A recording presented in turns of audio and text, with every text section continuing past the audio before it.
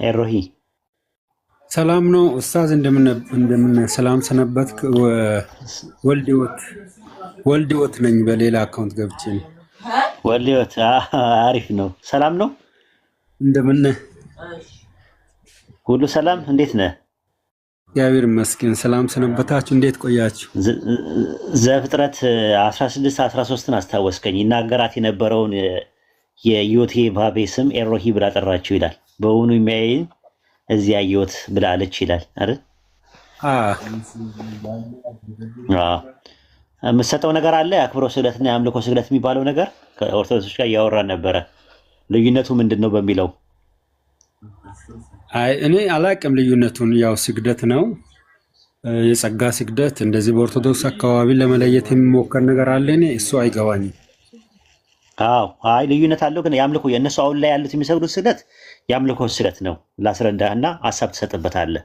ለምሳሌ ሐዋርያት ሥራ ምዕራፍ 16 ቁጥር 29 ላይ ጳውሎስና ሲላስ ፊት የእስር ቤት ዘበኛው መጥቶ በፊታቸው ተደፍቶ ነበረ፣ ሰግዶ ነበረ። እዚህ ጋር ፕሩስኩኒዮ ማለት ነው። ዳንኤል ምዕራፍ 8 ቁጥር 17 ላይ ዳንኤል ለመላኩ በግንባሩ ተደፍቶ ሰግዶለታል ራሱ። አንደኛ ሳሙኤል ምዕራፍ 25 ቁጥር 23 ላይ አቤጊያ ለዳዊት ባየችው ጊዜ በዳዊት ፊት በግንባሯ ወደቀችና ሰገደች፣ እጅ ነሳች ይላል። አንደኛ ነገሥት ምዕራፍ 1 ቁጥር 31 ላይ ቤርሳቤ በግንባሯ በምድር ላይ ተደፍታ ለንጉሱ እጅ ነሳች ይላል። የአክብሮት ስግደትን ለማመልከት ዘፍጥረት ለኬጢ ልጆች ኦሪት ዘፍጥረት 23:7 ላይ አብርሃም ለኬጢ ልጆችና ለምድሩ ሕዝብ ሰገደ ነው የሚለው። ሰገደ ይላል። ስግደት ለሚለው ቃል የሚጠቀምበት ፕሩስኩኒዮ ነው። በዕብራይስጥ ሻሃህ ይባላል ራሱ። ማለት ሻህ ማለት የአክብሮት ስግደትን ለማመልከት ይመጣል፣ የአምልኮ ስግደትን ላይ ማመልከት ይመጣል። ምንድነው ልዩነታቸው ከተባለ መጀመሪያ ኮንቴክስት የሚባል ነገር አለ። ኮንቴክስቱ ምንድነው? ያ ነገር ፍጡር ከሆነ ያ ነገር የተፈጠረ ከሆነ ለዛ የሚሰገድለት ስግደት የአክብሮት ስግደት ነው። ያንን በኢንተንሽን ነው የሚለየው። በኢንተንሽን ማለት ውጥን ወይም ደግሞ ንያ በሚባለው ነገር ነይቶ አንድ ሰው እኔ ለማክበር ብሎ የሚያደርገው ነገር አለ። የመጀመሪያ የሚለየው እሱ ነው። ሁለተኛ የሚለየው ነገር ምንድነው? መልአኩ ገብርኤል አንተ ጋር መጥቶ ሰላም ሲል ያንን ልሰግድለት ትችላለህ። አብርሃም አንተ ጋር ቢመጣ ቤት ልሰግድለት ትችላለህ።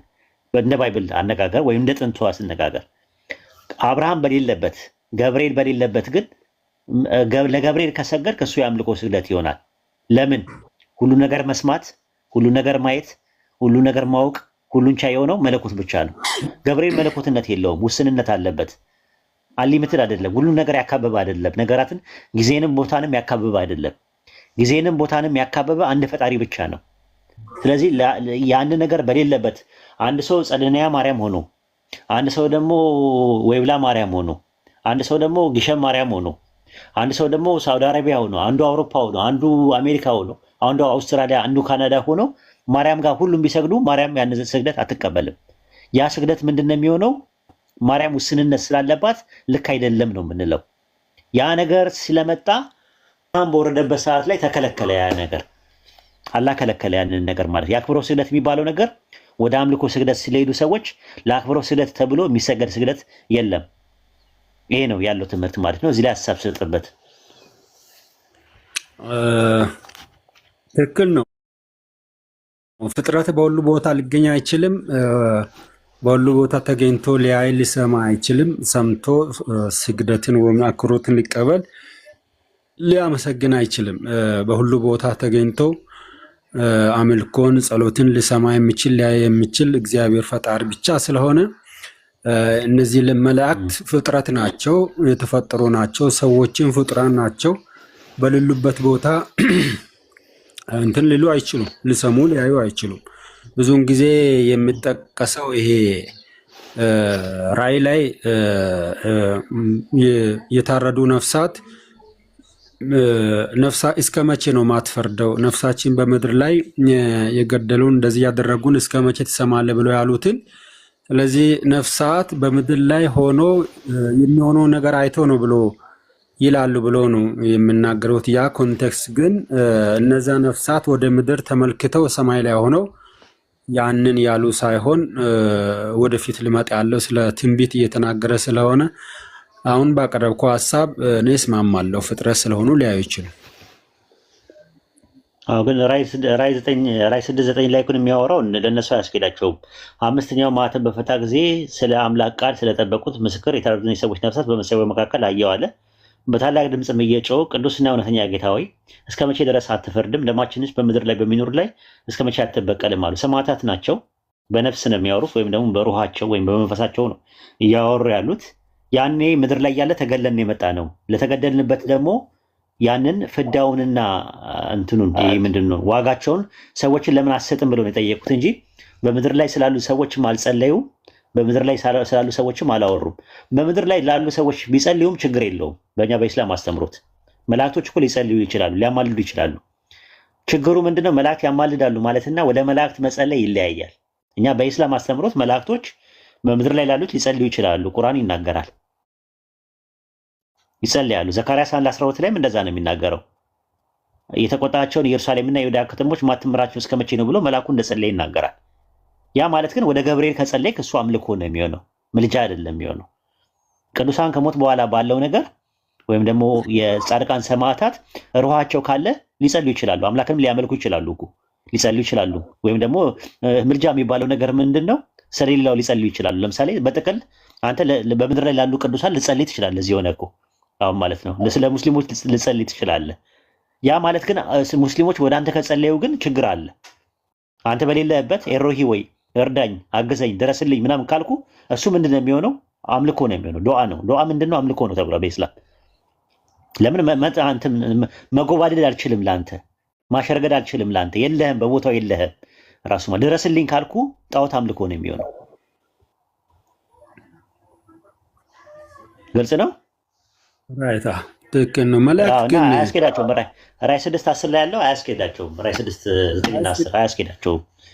ራዕይ 6 ላይ እንደማስኬድ ነው እንትን ለማለት የሞከርኩት። ግን መላእክት በመጽሐፍ ቅዱስ መላእክት ከእግዚአብሔር መልእክትን ለሰዎች ለፍጥረት ከማምጣት ውጪ ከሰዎች ሰምቶ ወደ እግዚአብሔር የጸለዩበት መልእክትን ያደረሱበት በመጽሐፍ ቅዱስ ብዙ ቦታ ማየት አንችልም። በቁርአን ሊኖር ይችላል። የለም፣ አይ እኛ ጋርም የለም። ሲጀመር ሰው መላእክትን ኮንታክት ማድረግ አይፈቀድለትም። ገብርኤልን አሁን ድረስልኝ ብለው አይሰማኝም። እኔን ውስንነት አለበት፣ አይሰማኝም። ሚካኤልም ውስንነት አለበት፣ የእውቀት ውስንነት አለበት። የማየት የመስማት የማወቅ የቻይነት ሁሉን ቻይነት የለበት። መለኮት አይደለም እሱ። ለዛ ነው የቂያማ ቀን ራሱ ይጠይቃቸዋል መላእክትን። አለ እናንተ ትሰሙ ነበርን ሲላቸው አንሰማም ነበር ይላሉ። ሱረቱ ፉርቃን ምዕራፍ 25 ላይ አይሰሙም፣ መስማት አይችሉም ራሱ ማለት ነው። የሁሉንም መስማት አይችሉም። አላህ ካዘዛቸው ውጭም ደግሞ ምንም ነገር አይችሉም፣ ምንም ነገር ማድረግ አይችሉም መላእክት ማለት ነው። እና የተፈጠሩበትም ዓላማም ኢላማም ሰማያውያን ፍጥረቶች ናቸው፣ መንፈሳውያን ፍጥረቶች ናቸው። ስለዚህ ከሰው ጋር የሚያገናኛቸው ነገር አላህ ከላካቸው መልእክት ይዘው ሊመጡ ይችላሉ እንዳልከው። ከሰው ግን እንደዚህ ለእነሱ እየነገርናቸው እነሱ ወደ እግዚአብሔር የሚያቃብሉበት አንዳች ምክንያት የለም። ምን ጎደለው እሱ? በዚህ ጋር መጉረስ እያለ ኤሮሂ በዚህ ጋር በፊት ለፊት ስትቆርስ በፊት ለፊት ነው የምትጎርሰው እንጂ በጀርባ በኩል አድርገህ እጅህ ራሱ አይደርስም እኮ። እስኪ በጀርባ ሞክረው እስኪ አንዴ ኤሮሂ፣ እንደዚህ ብለህ በጀርባ በኩል እጅህን ይዘው ሂድና ለመጉረስ ሞክር እስኪ። አይሄድም፣ ራሱ እጅህ ያጥራል።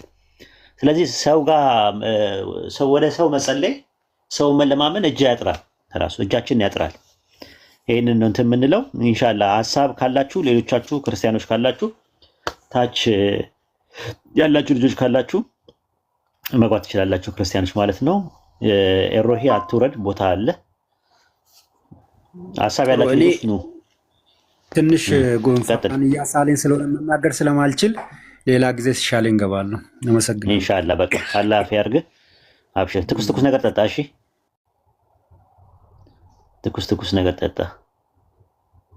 ኡስታዝ ምናልባት አብደላህ ኢብኑ መክቱም ገብታለች ወይም ገብቷሉ። አንደኛ እሱ መሆኑ ቢናረጋግጥና ከዛ ፎሎ ኢንሻአላህ። እሺ አሰላሙ አለይኩም ወራህመቱላሂ ወበረካቱ። አብደላህ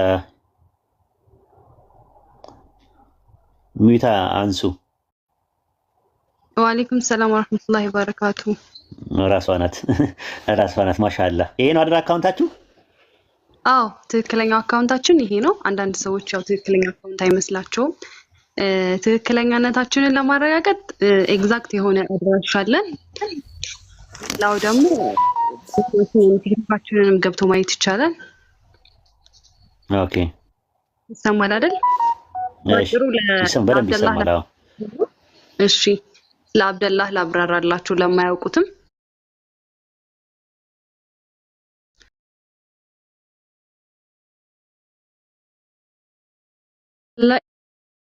ኢብኑ ኡሚ መክቱም የቁርአን ማህበር እንባላለን። አብደላህ ኢብኑ ኡሚ መክቱም የቁርአን ማህበር ከተመሰረተ 10 ዓመታት ሆኖታል።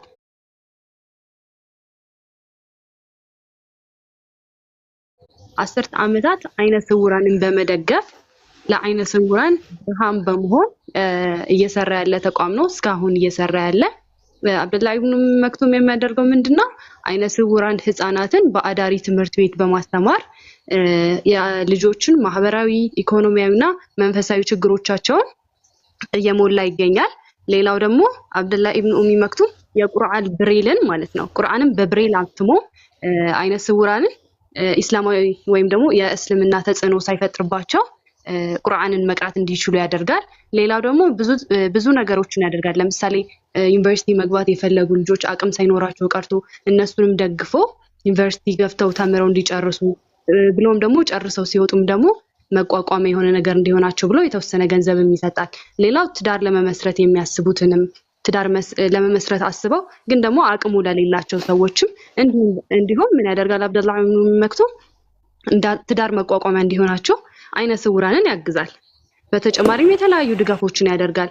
የሚችለውን አቅሙ በሚችለው መንገድ ተማሪዎችን ተቀብሎ በአዳሪ ያስተምራል። ሌላው አቅሙ በማይቀበልበት ሰዓት ላይ ደግሞ ሌሎች ተቋማት እንዲቀበሏቸው በማሳመን እንጂ የተለያዩ ድጋፎችን በማድረግ ለምሳሌ ትምህርት መርጃ መሳሪያዎችን፣ የትራንስፖርት ወጪዎችን እየቻለ ሙሉ በሙሉ በነፃ አይነ ስውራንን ይደግፋል። ስለዚህ ይሄ ለኸይር የተቋቋመ ተቋም ስለሆነ ፎሎ በማድረግ ብታበረታቱን ብለን እንጠይቃለን። ጀዛኩሙላህ ኸይር። እናመሰግናለን። እንግዲህ እንደምታዩት የአይነ ስውራን ማህበር ነው። ሙስሊም ወንድሞቻችንና እህቶቻችን አይነ ስውራን የሆኑት ከልጅነታቸው ጀምሮ ሚሽነሪዎች እየወሰዱ ራሳቸው እያሳደጓቸው እያከፈሯቸው ነው ያሉት። ያንን ታሳቢና ዋቢ በማድረግ ይሄኛው አብደላህ ኢብኑ ኡሚ መክቱም ይሄ ተቋም የተመሰረተበት ከዛ አንጻር ነው። ያንን ታሳቢና ዋቢ በማድረግ ነው የተመሰረተው። ኢንሻአላህ በተቻለ አቅም አካውንቱን ኢንሻአላህ እናሳድገው። ፎሎ ያላደረጋችሁ ሰዎች ፎሎ አድርጉ። ጊፍት ያላችሁ ሰዎች ጊፍት ስጧቸው። የራሳቸው ቤት ደግሞ ኢንሻአላህ ፕሮግራም እናደርግና በደንብ ጊፍት እንዲሰበሰብ የተወሰነ ነገር በወር እንኳን 20 ሺህም 30 ሺህም ብር ከተሰበሰበ ከጊፍቱ ላይ የተሰበሰበው ነገር የሆነ ቀዳዳ ይሸፍናል ብለን እናምናለን። ያው አንዳንድ ነገር ወደፊት ሰፋ ያለ ነገር መርሃ ግብርም ፈንድሪዚንግ ምናምን ቢደረግ የሁላችንም ኃላፊነት ነው። ራሱ ያስጠይቀናል። አላህ ዘንድም እንጠየቅበታለን። ግዴታ ብቻ ሳይሆን ተጠያቂነትም አለብን። ለሚከፍሩት ህፃናት ለሚከፍሩት እንትን እናስብ። አይነ ስውራን የሚባሉት ናቸው። እንግዲህ ይሄ ነው ያለው ማለት ነው፣ በጥቅሉ ማለት ነው። ጊፍት ያላችሁ ሰዎች ጊፍት ስጧቸው ለነሱ ማለት ነው፣ ይጠቅማቸዋል። ኢንሻአላህ አጀር ካላህ ዘንድ ነው ራሱ ማለት ነው። የራሳቸው ቤት ከፍተውም እንደዚሁ ኢንሻአላህ። ሌላው አድራሻችንን መርሐባ። እሺ አድራሻችን 6 ኪሎ ሊደርሺፕ ህንፃ 5ኛ ፎቅ ላይ 527 ቢሮ ቁጥር ላይ እንገኛለን። ሌላው ትምህርት ቤታችን ደግሞ የሚገኘው ቡራዮ ቄራ ፖሊስ ጣቢያ ጋር ወረድ እንዳላችሁ አሁን ደግሞ በአካቶ በአወሊያ ትምህርት ቤት ላይ በአካቶ የፕሮጀክት ማስፋፊያ ሰርተን ለ2 ዓመት አስተምረን ያስመረቅናቸውን ህፃን አይነ ስውራንን በ3ኛ ክፍል እያስቀጠልን እንገኛለን። በጣም ነው የምናመሰግነው። ፎሎ አድርጉን። ጀዛኩሙላህ ኸይር።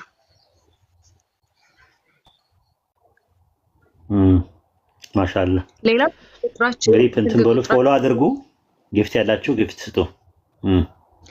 ስልክ ቁጥራችን 0903999970 አሊያም ደግሞ 0903999980 በዚህ ስልክ ቁጥር ደውላችሁ ሙሉ ኢንፎርሜሽን ማግኘት ትችላላችሁ። አመሰግናለሁ።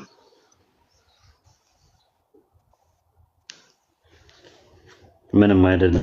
በርቺ እንግዲህ ጀዛኩም አላህ ያበርታሽ፣ አላህ ያበርታችሁ። አሚን አሚን። በርቱ። ጀዛኩሙላህ ኸይር። ሰላም አለይኩም ወራህመቱላሂ ወበረካቱ። ወአለይኩም ሰላም ወራህመቱላሂ ወበረካቱ። ረጂ እዚሁ ሁኚና በትልቁ እናደርግሻለን ኢንሻአላህ።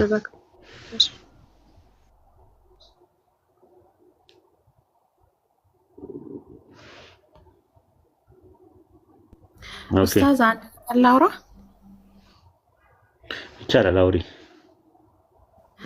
አዎ ኡስታዝ ከጊፍቱ ይልቅ ማለት ነው ጊፍቱ የሚገዛበት ብር ቢላክላቸው ይሻላል። ምክንያቱም ጊፍቱ የሚገባው ሩቡ ግማሽ ራሱ አይሰጣቸውም ቲክቶክ ማለት ነውና ብሩ ቢያስቀጡላቸው አሪፍ ይመስለኛል እንደኔ ማለት ነው።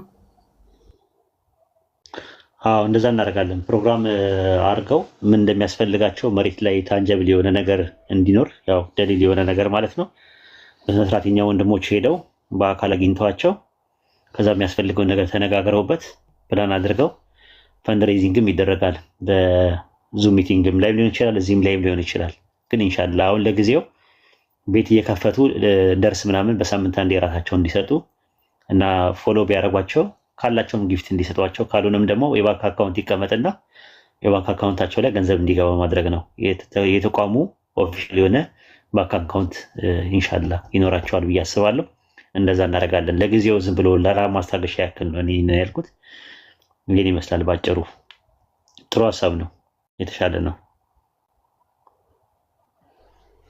ኡስታዝ ጁምአ ሁሌም 2 ሰዓት ተኩል ላይ የላይቭ ፕሮግራም አለን። በዛ ላይ ተገኝታችሁ አብደላህ ኢብኑ ኡሚ መደገፍ የምትፈልጉ ሰዎች ተቋሙን መደገፍ ትችላላችሁ። አመሰግናለሁ። አካውንታችን እናስቀምጥላችኋለን ከስር። እናመሰግናለን። እሺ ማሻአላህ። እሺ ሰው አስገቡ። እስከዛ ድረስ ሰው አስገቡና ሙከሚልና ይሳቅ መቀጠል ትችላላችሁ ማለት ነው። በዚህ በአረስቱ ላይ ቢሆን ይመረጣል። ካልሆነም ደግሞ እንትን አይደለም ማለት ክርስቲያኖች አንዳንድ እንዳሳዩ መግባት የምትፈልጉ ክርስቲያኖች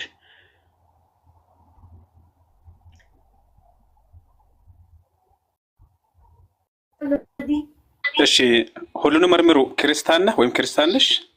ሁሉንም መርምሩ። አንድ ቁጥር ጻፍ ክርስቲያን ከሆንክ።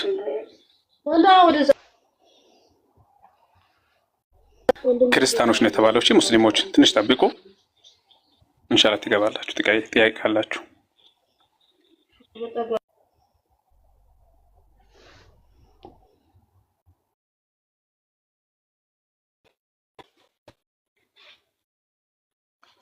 ሰላም፣ እንዴት ናቸው?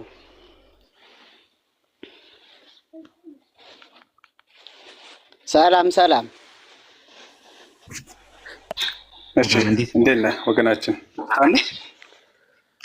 አለው እግዚአብሔር ይመስገን። ደህና ናቸው ወይ? ትንሽ እኮ እንደው ገነት መግባት ሆነብኝ አልኩ። ብዙ ጊዜ መጥቼ እመለሳለሁ እና ለዚያ ነው አና ሰንጋ ሌሎች ጋር እናወራለን እና ጀማል እንኳን አዲስ አይደለህም አይደል?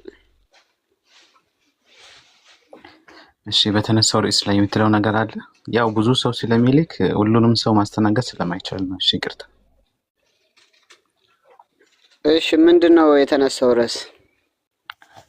የአክብሮት ስግደትና የአምልኮ ስግደት የሚለው ላይ ነበር ያዳመጥክ ይመስለኛል። ታች ላይ ነበርከና ምንድነው ልዩነቱ? አሁን ኦርቶዶክስ ነህ በመጀመሪያ? ኧረ እኔ ቄስ ነኝ። ክብሩ ይስፋ። ቄስ ነኝ? እሺ ችግር የለውም። እና ልዩነቱ ምንድነው? የአምልኮ ስግደትና የክብር ስግደት የሚባለው ነገር በምንድን ነው የምትለዩት? የጸጋ ስግደት እና የአምልኮ ስግደት? የአምልኮ ስግደት ማለት በቃ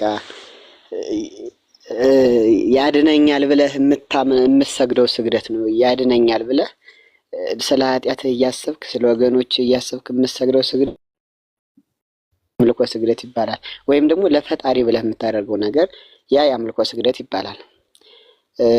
ከዚያ በመቀጠል ደግሞ ለምሳሌ አንተ ስትመጣ ብድግ እልልሃለሁ አይደል? ለክብር የክብር ስግደት ወይም ነው የጸጋም ይባላል። አሁን በእድሜ ትልቅ የሆነ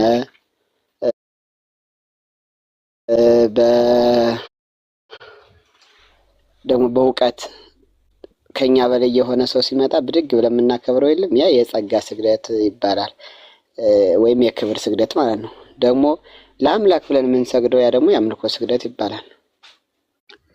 ኦኬ አሁን በህይወት ላለ ሰው ልክ ነህ። ለምሳሌ የሆነ ሰው መጥቶ ቤት ላይ አንኳኩቶ ሲገባ የምታከብረው ትልቅ ቄስ ምናምን ከሆኑ ልታጎነብስለት ምናምን ልትሰግድለት ትችላለህ፣ እንደ ባይብሉ ከሆነ ማለት ነው። ያ አካል ግን ሌላ ቦታ ቢሆን ለምሳሌ አንተ የምታከብራቸው ቄስ ወይም ደግሞ አባት ቢኖሩ ወይም ደግሞ ከነቢያት መካከል አንዱን እንወሰድና አብርሃም ለምሳሌ አሁን አከብረዋለሁ ብለህ የአክብሮት ስግደት የጸጋ ስግደት ይገባዋል ብለህ ለሱ ትሰግድለታለህ። እሱ በህይወት ቢኖር ራሱ ግን ከአጠገብህ ካሌለ እሱ ሌላ ሀገር አንተ ሌላ ሀገር ሆነ ለሱ ትሰግድለታለህ። እንዴት ነው? አትሰግድለትም እንዴ? እንዴት ነው ይሰግዳል? አይሰገድም። እንደዚህ አይታሰበም። ወላ እኔ አሁን እዚሁ ለአንተ እንዴት ብዬ እሰግድላለሁ? ለብቻ አሁን አንድ ሀገር አይደለንም አይደል? እኔ እናንተ አሁን ሌላ ሀገር ነው ያለነው አይደል? እኔ አሁን ስትመጣ ልሰግድልህ እችላለሁ። ስግደት ደግሞ ተንበርክኬ ሳይሆን አለል ከአንገቴ ሰበር ብዬ ልሰግድልህ እችላለሁ። እና ከዚሁ ግን ከሱ እንዴት ብዬ እሰግድልሃለሁ? ባይብል ላይ ስትመለከተው የስግደት የሚባለው ነገር ለአክብሮት የሚሰገደውም ለአምልኮ የሚሰገደውም በግንባራቸው ነው የሚደፉት አይደል? የአምልኮ አዎ እንደዛ ከሆነ አሁን ለማርያም ትሰግዳላችሁ አይደለ? የጸጋ ስግደት የሚባለውን ስግደት ታዲያ ማርያምን በአካል አግኝታ ነው የምትሰግድላት? ያው አይደለም። እኔ ግን በነገራችን ላይ እየቀረው ነው ቁርአንና ቆይ እሱም በኋላ ትነግረናለህ። ችግር የለውም። ማሻአላ መቅራትህ ማንበብህ ጥሩ ነገር ነው፣ የሚበረታታ ነው። ግን አሁን ከዚህ ጋር አይገናኝም አይደል? ኖ አይገናኝም። ግን እኔ ያልኩህ ታዲያ ስለማላምንበትና ከዚያ ደግሞ እኔ ወደ ሌላ ነገር ለእንትን ስላሰብኩኝ ነው እኮ አላምንበትም ነው ጠቅለል ስናደርገው ማለት ነው። ቄስ ነኝ ብለኸኝ ነበር አይደል? እኮ ታዲያስ አይሰገድም? በኦርቶዶክስ ለማርያም አይሰገድላትም? ይሰገዳል። እኔ አላምንም ካልኩስ ኦኬ፣ አንተ ያንን ስግደት አትቀበልም ማለት ነው። ለምንድን ነው ያልተቀበልከው? አይሆንም። ለሰው እንዴት ይሰገዳል? እሺ ጥሩ። ለመላእክት ትሰግዳለህ? ይኸውልህ አንተ አሁን ማለት ነው መልካም ሰው ልትሆን ትችላለህ አይደል? መልካም ስለሆንክ በመልካም ስራ እንትን ልልህ እችላለሁ እንጂ እንዴት ነው የምሰግድልህ? እሺ በቃ ተግባብተናል። እኛ የምንለው ያንን ነው። ለሰው ስግደት አይገባውም ነው የምንለው። ጥሩ፣ ከኛ ጋር እዚህ ጋር ተስማምተሃል ማለት ነው። ለመላእክትስ ትሰግዳለህ? እኔ ክብር ነው ክብር ለሰው እንደምትሰጠው ነው ለሌሎችም ሁሉ ለሰው እንደምትሰጠው። እኔም እኮ የጠየኩህ የአክብሮ ስግደትን ትሰግዳለህ ወይ ለመላእክት? እሺ ያ መልአክ ለምሳሌ ለገብርኤል ትሰግዳለህ? እሺ ገብርኤል በምትሰግድለት ጊዜ አንተን ሁልጊዜ አንተን ማየት መስማት ይችላል? እንዲህ በመንፈስ ያው ከኛ ጋር እንደሆነ ነው። ያው እንግዲህ መጽሐፍ ቤተክርስቲያን ያስተማረችን እንደዚያ ነው። ገብርኤል ሁሉን ማየት ሁሉን መስማት ይችላል? ለምሳሌ አንድ ሰው አውሮፓ ላይ ሆኖ አሜሪካ ላይ አንተ ኢትዮጵያ ላይ ሆነ በአንድ ሰዓትና በአንድ ደቂቃ ውስጥ ሁላችሁም በአንድ በኩል በአንድ ማለት ለሱ ብትሰግዱለት በዓለም ላይ ለምሳሌ ብዙ ክርስቲያኖች አሉ። እነዛ ክርስቲያኖች ሁላቸውም በየቦታው እየተነሱ ለገብርኤል ቢሰግዱለት ሁላቸውንም ማየት ሁላቸውንም መስማት ይችላል ገብርኤል? አሁን አንተ ከእሱ ስለሆንክ እኔን እዚህ መስማት አትችልም፣ እኔም ከዚህ ስለሆንኩ አልስልም። እሱ ግን እንደ ሰው አይደለም። ገብቶሃል? ተፈጥሯቸውን ማስረጃ ስጠን። አሁን ገብርኤል ሁሉን መስማት ሁሉን ማየት የሚችል ከሆነ እስቲ ስጠን ማስረጃ ከባይብል። እሱን ነበረ ስንጠይቅ የነበረው። ከዛ እንትን ማለት መስጠት አልችልም። መዝገበ ጸሎት ለብሶ ሰዓት ከባይብል ስጠን ማስረጃ ከባይብል። መዝገበ ጸሎትማ የነቢያትም አስተምሮ አይደለም፣ ሰዎች የጻፉት ነው አይደለ? የሰዎች አስተምሮ ነው። እዛ ላይ ከገባን ምናልባት ብዙ ነገር ልናወጣው ላይ እንችላለን አይደለ? አምልኮ ሁላ የአምልኮ እንደሚሰጡም አለ አይደለ? ለማርያም ራሱ የአምልኮ መስዋዕት አቀርባለሁ ምናምን ብዙ ነገር አለ እዛ ላይ ከገባን፣ ያንን የምትቀበል ከሆነ ማለት ነው። እንደዚያ ላይ ኡስታዝ እንትን ላይ ባይብል ላይ አላገኘሁትም። አሁንም ደግሞ የለኝም ካጠገቤም ደግሞ እንዳላየው ማለት ነው። እሺ እናመሰግናለን። ያው ማስረጃ ስታገኝ ማውራት እንችላለን ማለት ነው። መልካም። እሺ ቻውሽ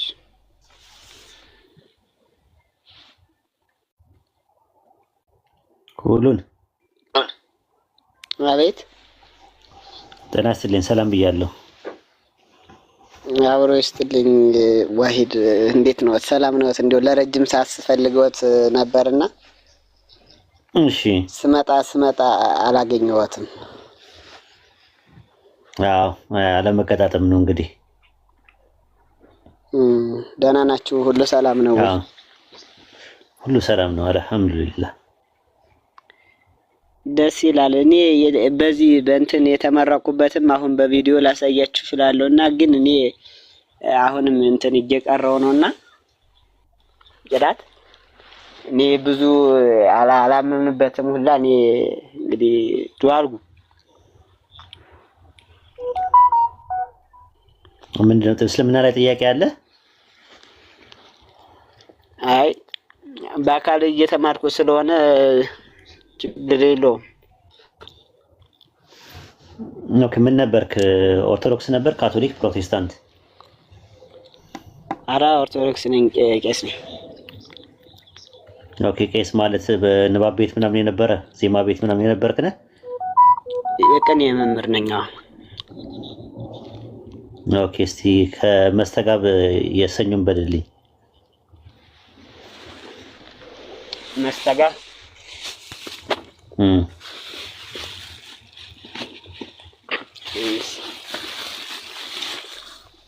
እየበላሁ ነው። እንብላ ግን ቢላፊያ ለጤና ያርግልህ፣ አላህ ለበረከት ያርግልህ። አሜን።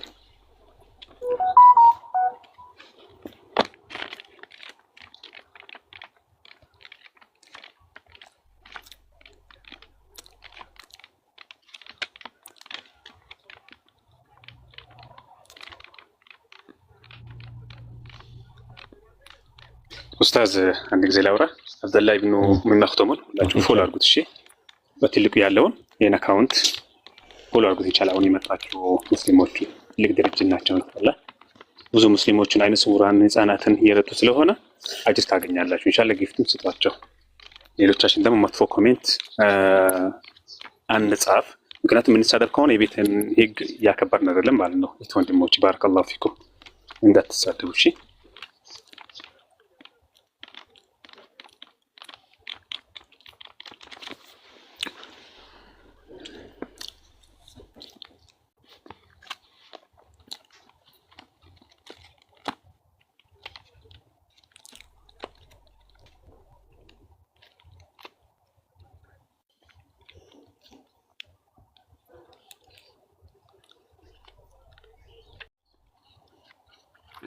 ነው ጨርሻለሁ። እሺ የቤተሰብ አባል ቀርቷል እያኘክ እንደው ሙይ ታርጉ። ኡስታዝ አንተ እየበላ ነው እንዴ ኡስታዝ? አይ እሱ ነው እንጂ እየበላ ነው። የቤተሰብ አባል ቀርቷል። ጨፈጨፈው እኮ እያኘክ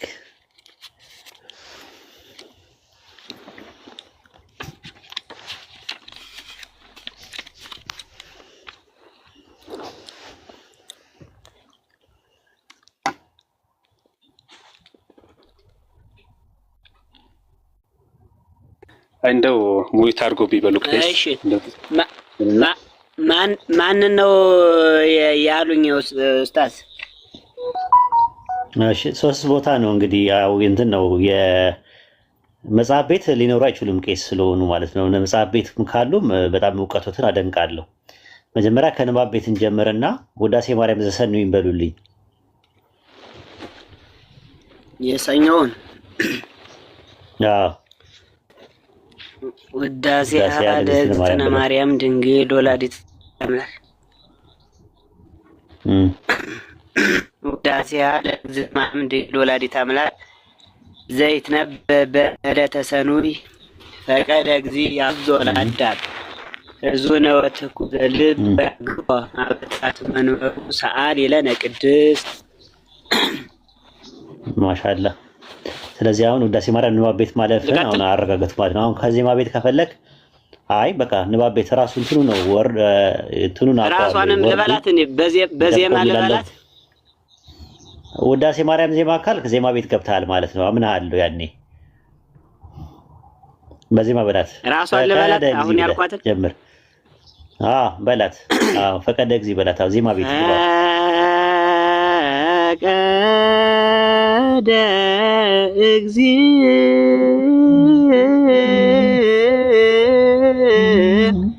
ያግዞ ለአዳም እዙነ ወትኩዘ ልብ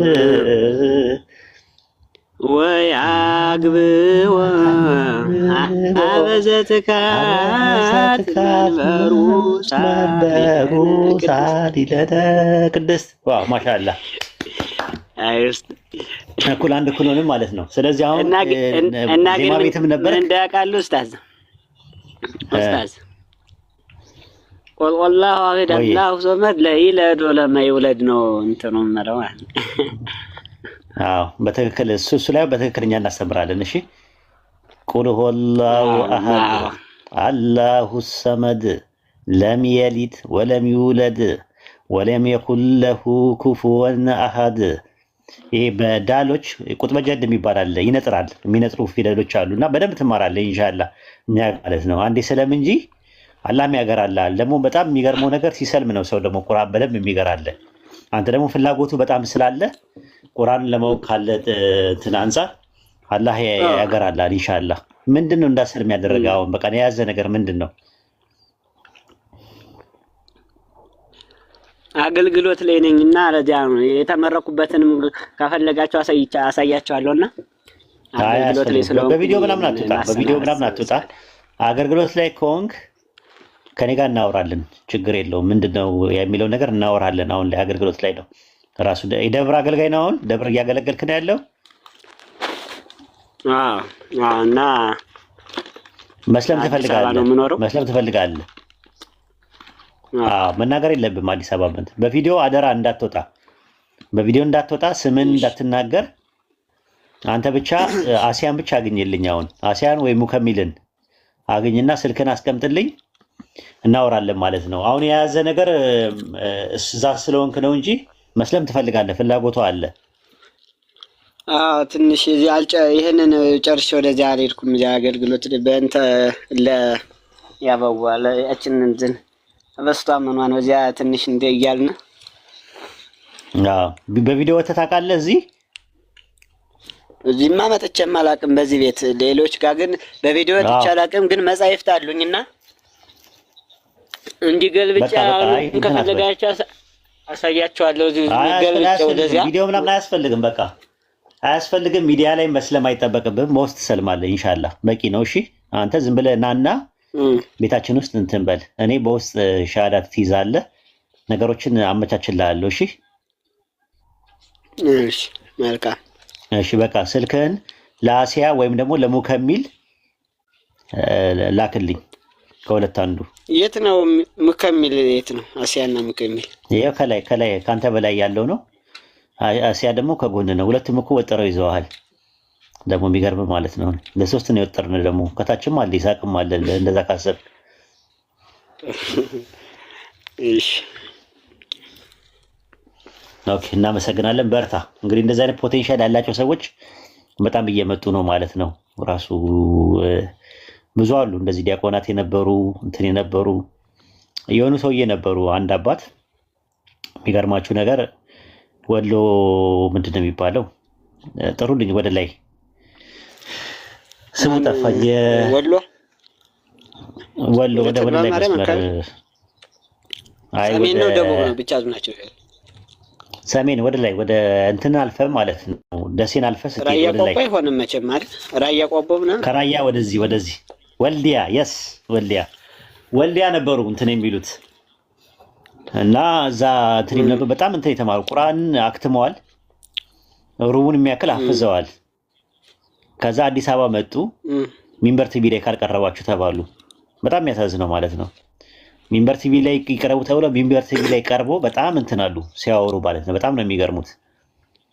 ከዛ ወደ ሀገራቸው ሲመለሱ የገዛ ቤተሰቦቻቸው ጠርተዋቸው ኑ የሰለሙ ሰዎች አሉ ኑ እናገኟቸው ብለው እሳቸው እውነት መስሏቸው ክልትው እያሉ ሲሄዱ በመኪና ወስደዋቸው ጫካ ውስጥ ደብድበዋቸው እግራቸውን ሽባ አድርገዋቸው አሁን እግራቸው መሄድ አይችልም ራሱ እግራቸው ተሰብሮ ማለት ነው።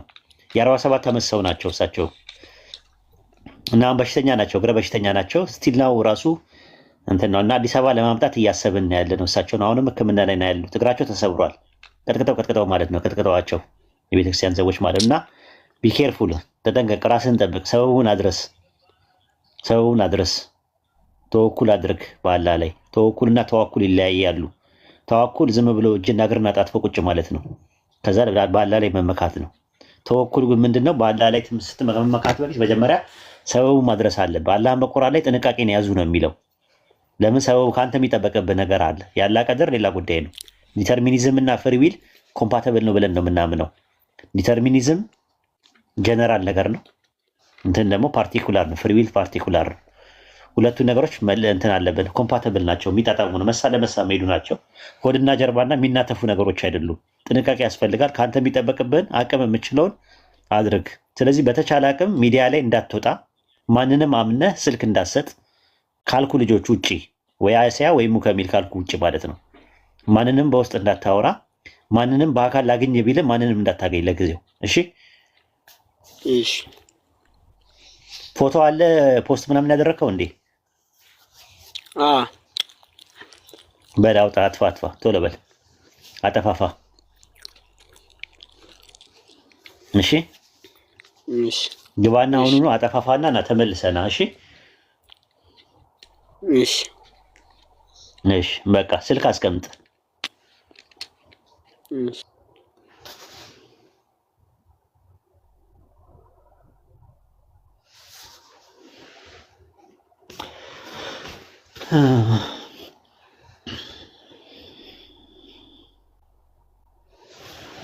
ኦኬ መግባት ትፈልጉት ካላችሁ መግባት ትችላላችሁ።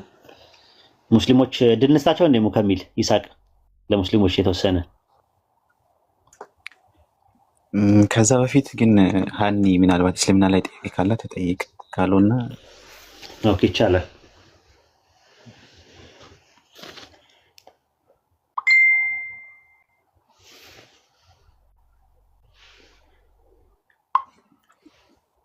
ሀኒ እስልምና ላይ ጥያቄ ካለች መጠየቅ ትችላለች።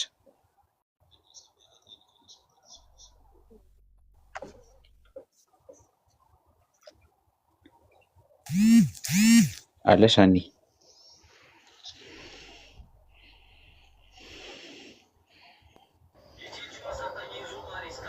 ኖ እስልምና ላይ ሳይሆን ጥያቄ ያለኝ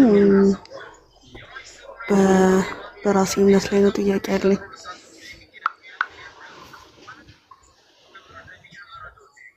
ኦኬ ጠይቅ ኡስታዝ ይመልስልሽ። እሺ አይ ዛሬ ሮብና አርብ የሚጾምበት ነገርና በእስልምና ላይ እንደዚህ አይነት ነገር የለማ።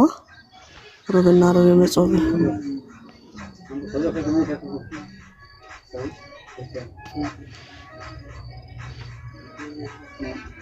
አይሰማም? ይሰማል። ሙከሚል ያወራከው አንቺ ጋር ሙዚቃ ያለው አጠገቤ ሰው ስላለ ነው።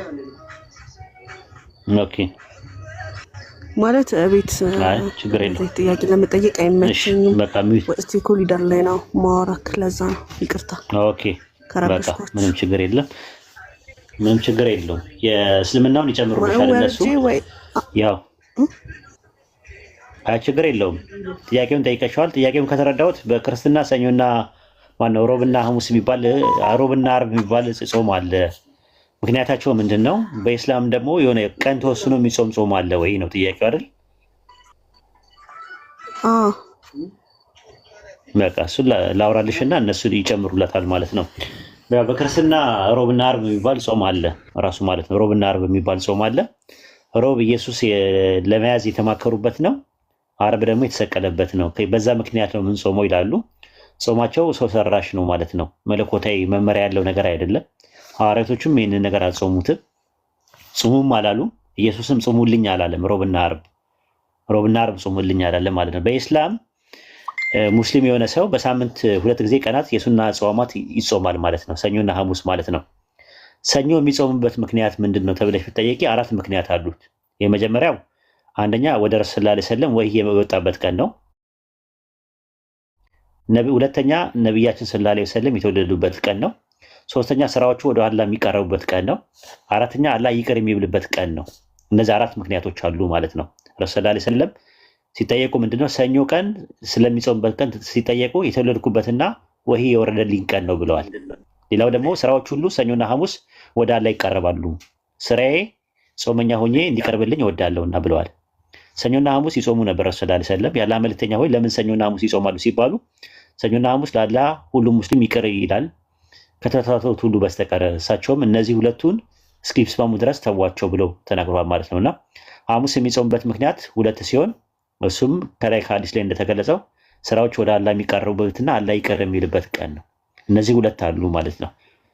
ረሱል ሰለላሁ ዐለይሂ ወሰለም ምን ብለዋል? የጀነት ደጃፎች በአላህ ላይ ምንም ላላሻረከ ሰው ሰኞና ሐሙስ ይከፈታል ብለዋል። ሰኞና ሐሙስ ማለት ነው አንድ ሰው በውስጡ መራራነት ወይም በወንድሙ ላይ ካለበት በስተቀር ብለዋል። በሁለቱም መካከል እርቅ እስኪሆን ድረስ አጢኑ፣ በሁለቱም መካከል እርቅ እስኪሆን ድረስ አጢኑ በማለት ተናግረዋል ማለት ነው። ሰኞና ሐሙስ የሚጾሙበት ምክንያት ይሄ ነው ራሱ በኢስላም ማለት ነው። ይስሐቅ ሙከሚል መጨመር የምትፈልጉት ነገር ካለ ልጨምሩላት ትችላላችሁ። ሱና ነው ማለት ያው ግዴታ አይደለም፣ ሙስተሃብ ነው፣ የተወደደ ነው። በዋና አድርገው አንቀጣበትም ሰኞና ሐሙስ መጾሙ። ረመዳን አሁን ግዴታ ነው። አቅም ያለው ሰው ማለት በሽተኛ ያልሆነ ሰው፣ ለአቅመ አደምና ለአቅመ ሐዋ የደረሰ ሰው፣ ሙሳፊር ያልሆነ ሰው፣ እንደገና ደግሞ በሽተኛ ያልሆነ ሰው፣ አረጋውያን ያልሆነ ሰው መጾማቸው ግዴታ ነው።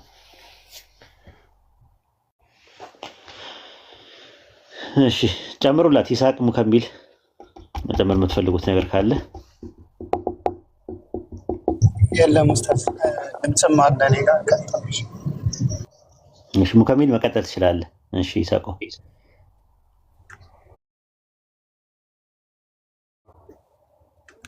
አይ የምጨምረው ነገር ብዙም የለኝም። ያው እንዳየሽው ሀኒ እስልምና ላይ ያለው ነገር እኛ ማንኛውም ነገር ስናደርግ መሰረት አለው ራሱ ማለት ነው እና በሃይማኖታችን ላይ የተደነገገ ነገር ነው የምንሰራው እና በክርስትና ላይ ደግሞ አሁን ይህንን ነገር ሲያደርጉት ምንም አይነት ትእዛዝ የለም። ባይብል ላይ እንደዛ አድርጉ እንደዚህ አድርጉ ተብሎ የተጻፈላቸው ነገር የለም። ሰው ሰራሽ ነው ያለሽ። ከዛ አንጻር ነው ያልገባሽ ነገር ካለ መጠየቅ ትችያለሽ። ካልሆነ ሌላ ሰው ነው።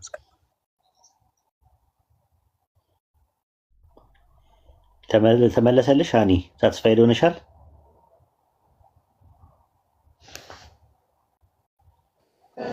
አዎ ተመልሶልኛል። ግን ስለኛ አሁን ኦርቶዶክሶች ስንጾም እስከ 6 ሰዓት ያልቻለ እስከ 6 ሰዓት የቻለ ደግሞ እስከ 9 ሰዓት ነው ምንጾመው እና የእናንተስ እንዴት ነው ጾሙ?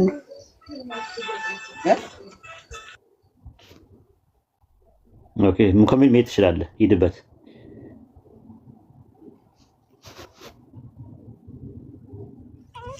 ቀጥል ኡስታዝ አንተ ንገረኝ። ኦኬ አይመችም ያለበት ቦታ? አዎ ኦኬ እሺ። አምላካችን አላህ ከሰላቱል መግሪብ ጀምሮ እስከ ሰላቱል ፈጅር ድረስ ማንኛውም ሐላል ምግብ እንድንበላና ሐላል መጠጥ እንድንጠጣ ፈቅዶልናል። ሱረቱል በቀራ ምዕራፍ 2 ቁጥር 187 ላይ እንደዛ ነው። ከጎህ የሆነው ነጩ ክሩ ከጥቁሩ ስለናንተ እስከሚገለጽላችሁ ድረስ ብሉ ጠጡ፣ ከዚያ ጦምን እስከ ሌሊት ድረስ ሙሉ ይላል። ስለዚህ አምላካችን አላህ ከምን መቼ መጾም እንዳለብን በዚህ ነገር ተነግሮናል ማለት ነው። ያው ጦም የሚለው የግዕዙ ቃል ጦመ ነው፣ ተወ ነው፣ ታቀበ ነው፣ ታረመ ነው። ከምግብና ከመጠጥ መከልከል ምን ይባላል? ጾም ይባላል ማለት ነው እንጂ አሁን እንደምታየው የኦርቶዶክስ ጾም ምንድን ነው? ከምግብና ከመጠጥ መተው መታቀብ ሳይሆን በተቃራኒው ከስጋና ከስጋ ተዋጽኦ ከሆኑት እንቁላል፣ ወተት፣ አይብ ይቆጠቡና በእጅ አዙር ደግሞ የእንቁላል የወተት ምትክ የሆኑትን እነ ባቄላ፣ አተር፣ በቆሎ፣ ገብስ የመሳሰሉት ነገሮችን መብላት ይቻላል። እንደውም ጾም ላይ በጣም ቡፌ አለ ራሱ እነሱ የሚያደርጉት አብዛኛውን ነገር ማለት ነው። አንዳንዴ በሳይክል ነው የሚዞሩት ራሱ ቡፌው አበዛዙ ማለት ነው። ቡፌ ቤቶች ይዘጋጃሉ ማለት ነው። ሮብና ዓርብ የጾም ጊዜ ፋሲካ፣ ሁዳዴ ላይ ፍልሰታ ላይ ምናምን ነገር ይደረጋል ማለት ነው። በእኛ ጾም ማለት ከምግብ መከልከል ነው። ሲምፕሊ በባይብልም ከሄድሽ ጾም ማለት ከምግብና ከመጠጥ መከልከል ነው። አንዳንድ ሰዎች ትንቢተ ዳንኤል ምዕራፍ 10 ቁጥር 3 ላይ ማለፊያ እንጀራ አልበላውም ስጋና ጠጅን በአፌ አልገባም የሚለውን ይይዙና ስጋ አይበላም ይላሉ። ስጋ ብቻ አይደለም የተባለው ጠጅም ተብሏል፣ እንጀራም ተብሏል። ዳንኤል 10:3 ላይ አጠቃላይ ነው የተነገረው ማለት ነው። እና ዳንኤል አጠቃላይ ነው ሲጾም የነበረው። ኦሪት ዘጸአት ምዕራፍ 34 ቁጥር 28 ላይ ሙሴ 40 ቀንና 40 ሌሊት ሲጾም እንጀራ አልበላም ውሃም አልጠጣም ሲጾም ማለት ነው። ማቴዎስ 4:2 ላይም እንደዛ ነው። 40 ቀን ሁሉ ኢየሱስ ጾመ ሲባል ምግብም አልበላም አልጠጣም ነው። ከዛ ተራበ ይላል። ተራበ፣ ምንም አልበላም አልጠጣም። ስለዚህ ጾም ማለት ከምግብ መቆጠብ ማለት ነው ትርጉሙ ማለት ነው። እና ይህንን ነው የሚያመለክተው። የእነሱ ሁዳዴ የሚባለው ጾም፣ ሁዳዴ ማለት ያው ሰፊ ማለት ነው። ሁዳዴ ማለት ሌንት ይሉታል በእንግሊዝኛ በውጭው ዓለም። 40 ቀናት የነበረውን ቅዳሜና እሑድን ያነሱና 15 ቀናት በ40 ላይ ጨምሩና 8 ሳምንት ወይም 55 ቀናት ይሆናሉ ማለት ነው። ያ ምን ይባላል? ጾሙ ከቢር ይባላል። አብይ ጾም ይባላል። ዋና ጾም ብለው የሚያስቡት ማለት ነው። እና ይህን የደነገገው ለመጀመሪያ ጊዜ ኢየሱስ ካረገ ከ300 ዓመት በኋላ በ339 አትናቴዎስ ነው። የእሱን ተከትለው ዛሬ ላይ ኦርቶዶክስ፣ ካቶሊክ፣ ጥቂት የፕሮቴስታንት አንጃዎች ይጾሙታል ይህንን ጾም ማለት ነው። በኢትዮጵያ ኦርቶዶክስ ደግሞ ያሉት አጥሟሟት የሚባሉ ብዙ ናቸው። ሰው ሰራሽ የሆኑ ጽጌ፣ ገና፣ ነነዌ፣ ሁዳዴ፣ ሰኔ፣ ፍልሰታ የቤተክርስቲያን መሪዎች ቀስ በቀስ የጨመሩበት ነው። እንደውም አሁን ላይ ጳጉሜኑ ላይ መጾም ጀምረዋል ራሱ ማለት ነው። እና ይህንን ነው የሚያሳየው። አምላካችን አላህ የተናገረው ነገር በቁርአን ውስጥ መቼ መጾም እንዳለብን፣ ለምን እንደምንጾም፣ መቼ እንደምንጾም አምላካችን አላህ ነግሯል። በባይብል ላይ ግን ጾም አለ፣ ግን መቼ እንደምትጾሙ በትክክል አልተገለጸም። ከምን እንደምትጾሙ አልተገለጸም ራሱ። ይሄ ነው ያለው ነገር ማለት ነው። የፍትሐ ነገሥት የሚባል መጽሐፍ አላችሁ። ፍትሐ ነገሥት ለመጀመሪያ ጊዜ የተዘጋጀው በ1240 ላይ ነው። ደረለት ነው፣ በግብፅ ነው። እና አቡል ፋዲል ይባላል ራሱ። እና ጠጅ እየጠጣ ነው ራሱ በአረብኛ የጻፈው ራሱ ማለት ነው። ይቅርታ እንግዲህ ለተጠቀምኩበት ነገር ማለት ነው። ጠጅ እየጠጣ ነው ያንን ነገር ያዘጋጀው ማለት ነው። ይህ መጽሐፍ ወደ ግዕዝ የተተረጎመው ደግሞ በ1550 ደረለት ነው። በአፄ ዘርዓ ያዕቆብ ዘመነ መንግስት ነው። በቤተ ክህነትና በቤተ መንግስት ደግሞ ህግ ሆኖ መዋል የጀመረው ደግሞ በ1455 ላይ ነው። ይህንን ነው የሚያሳየው። በአፄ ሰርፀ ድንግል ነው ምናምን የሚባሉ አሉ። በእሳቸው ዘመን ነው መመሪያ ተደርጎ የተቀመጠው ማለት ነው። ለዛ ነው ከዚህ አንጻር ነው አላህ መቼ መጾም እንዳለብን፣ ከምን እንደምንጾም፣ ለምንድን ነው የምንጾመው የሚለውን ነገር ተቀዋ ለማግኘት ነው ብሎ ነው አምላካችን አላህ፣ ወይም ደግሞ አላህን መፍራት እንድናገኝ ቻርጅ እንድናደርግ ነው ብሎ ነው የሚያስቀምጠው። ይህን ይመስላል እንግዲህ ስለ ጾም ያለው ሀኒ።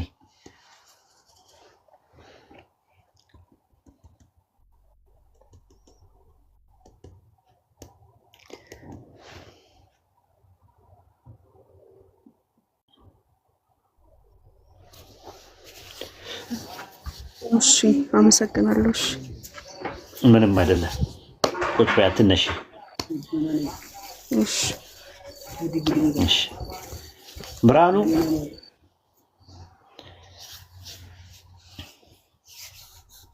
ብሬ ከባድ ሚዛን ሰላም ነው ኡስታዝ፣ እንዴት ነህ?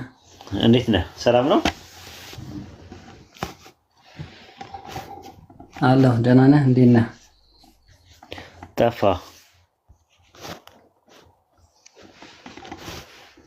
አለሁ ደህና ነኝ።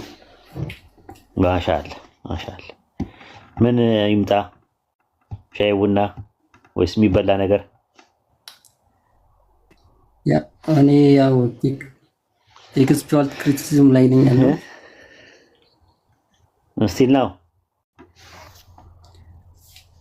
የመጽሐፍ አጠባበቅ ላይ ነኝ ያለሁትና ጥያቄ ነው እሱ ነው አሁንም ድረስ እና ልታፋጠኝ ነው ዘንድሮ? አዎ በጣም ሰፊ ነው። ዝም ብዬ ነው የገባሁበት። በጣም ሰፊ ነው። አዎ እሺ እንግዲህ አልሰማም። የምናውቀውን ነገር ትሰማለህ።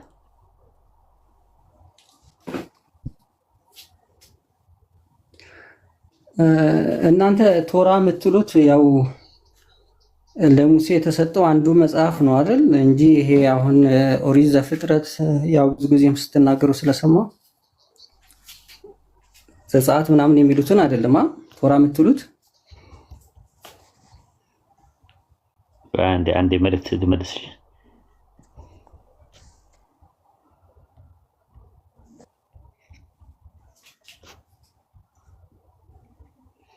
እሺ አሁን መልእክት መቶብኝ ነው። እሺ ምን አልከኝ?